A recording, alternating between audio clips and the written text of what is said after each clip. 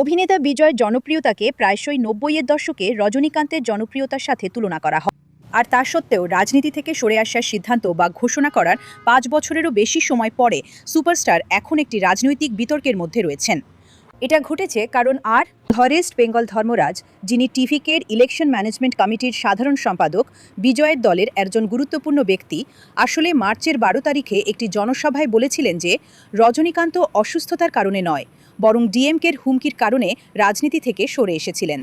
তিনি রাজনৈতিক জুলুমবাজির ইঙ্গিত দিয়েছিলেন, যেখানে তিনি বলেছিলেন যে বিজয়ের তার মোকাবিলা করার সাহস ছিল। সুতরাং ডিএমকে অবশ্যই এই পুরো ঘটনা এবং বিবৃতির নিন্দা করে ক্ষমা দাবি করলেও বিরোধী পক্ষ এনডিএ, এআইএডিএমকে নেতা এডাপাদি পালানিস্বামী এবং বিজেপি নেতা নয়নোর নাগেন্দ্রন ও আরও বেশ কয়েকজন নেতার এর বিরুদ্ধে মুখ খুলতে ৪ দিন সময় লেগেছিল, এই বলে যে তিনি এমন একজনকে অসম্মান করেছেন যাকে শুধু এমজিআর এবং জয়ললিতাই নন, প্রধানমন্ত্রী মোদিও অত্যন্ত সম্মানের চোখে দেখতেন।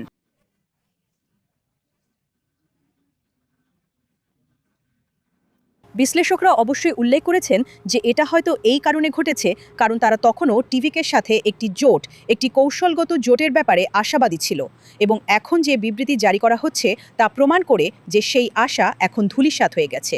এনডিএ জোটের জন্য এটি একটি চমৎকার সুযোগ হতে পারত এটা দেখানোর জন্য যে টিভিকের বিজয় এমন একজনকে অসম্মান করেছেন যিনি তামিলনাড়ুতে প্রায় দেবতার সমান এবং এখনও সেই ধরনের মর্যাদা ভোগ করেন।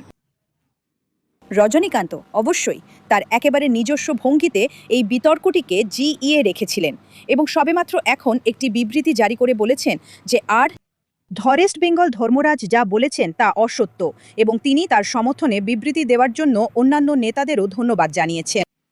১৯৯৬ সালে খুব বিখ্যাতভাবে রজনীকান্ত একটি বিবৃতি দিয়ে বলেছিলেন, এআইএডিএমকে ক্ষমতায় এলে ঈশ্বরও তামিলনাড়ুকে বাঁচাতে পারবেন না। এখন অবশ্যই তিনি অনেক বেশি কূটনৈতিক এবং তিনি এই বলে তার বিবৃতি শেষ করেছেন যে সময় কথা বলে না, কিন্তু অপেক্ষা করে এবং তার উত্তর দেয়।